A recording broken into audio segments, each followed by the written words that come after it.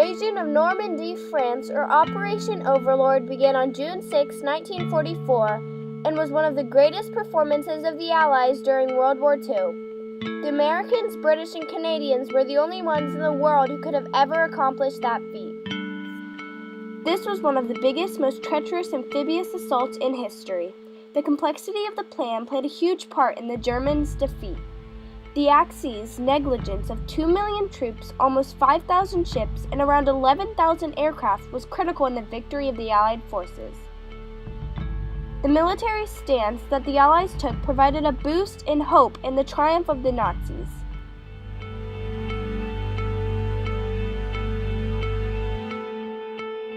The planning for Operation Overlord began in 1943. When a small Anglo-American planning group presented a 113-page plan for Overlord, an operation targeting Normandy, France on May 1, 1944, on a 30-mile stretch split up into 3 divisions. They examined it closely and took into account important standards to ensure the mission's success. The planners also spent time creating a fake operation named Operation Bodyguard, to mislead the Axis powers into thinking they were going to invade Norway in order to draw them away from France.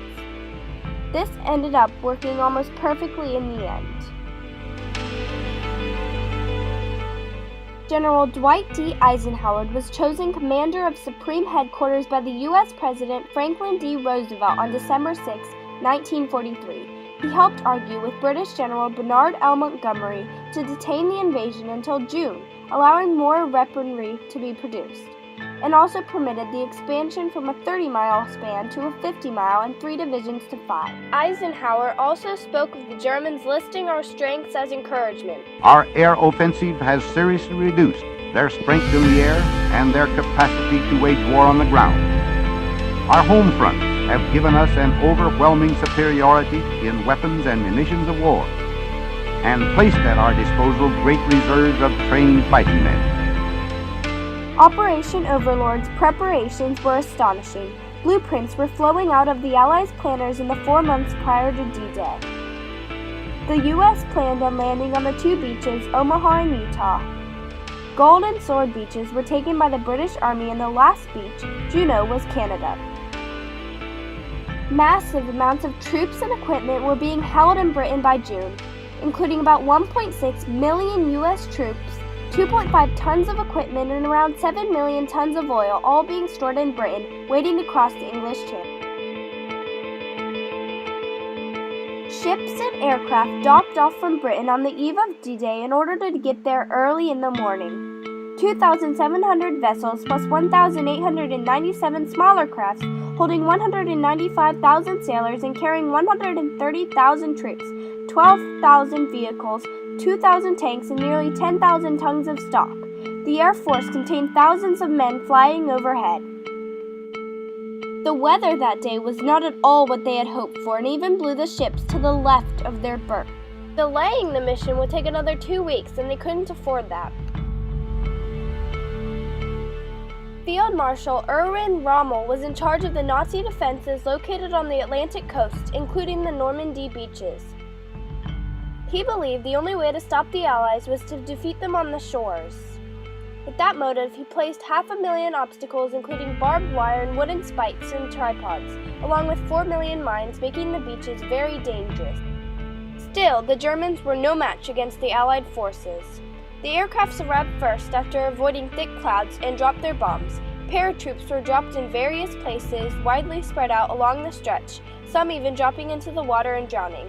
Others hit the obstacles on the beaches or landed in the purposely flooded field. The troops arriving were fully weaponed and strong. The Allied forces was so big the ratio of gunfire support and air force was 30-1 over the Nazis. Misleading Hitler was key in the plan, and it showed when he failed to commit to Normandy because he was convinced it was insignificant until late July. The only difficult landings were at Omaha Beach, where rough waves took down some tanks, trucks, and support artillery on vessels. The cliffs there made it especially hard to move off the beach, and they even considered surrendering. The Americans didn't even look like they had a chance against the Germans until around noon. other beaches landings were much more effective. For the first day, there were 6,000 U.S. casualties and 4,300 British and Canadian, making there a total of 10,300 casualties. The invasion lasted until August, when finally the Allies felt as though they had a firm grip on Normandy. Normandy was now just the base to the bigger mission of winning World War II. The effort the Anglo-American planners made to devise a plan in order to take over Normandy was only a slice of what they had to do to win the war. The Allied powers couldn't take the Nazis anymore and so chose to make a stand against them, preventing them from invading any more countries. This stand saved the lives of many, including possible Holocaust prisoners, hostages from invaded countries, and many more. We should thank our veterans greatly for the service they have done for our country. I am fortunate enough to have a grandfather who fought and survived in Normandy. I was an infantryman, rifleman, plus I was operating the radio. He is just one of the many survivors. Another one, Paul Winters, describes his experience. You have to make a decision whether you're going to go to them or wait until things quiet down a little bit. I mean, a lot of times, fellows are wounded and you risk your life, something awful, to get to them.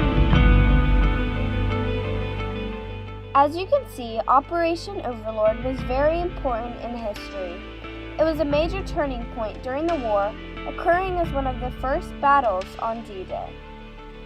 Although this was an interesting and important part of history, we need to make it clear it was horrific as well, and not allow history to repeat itself.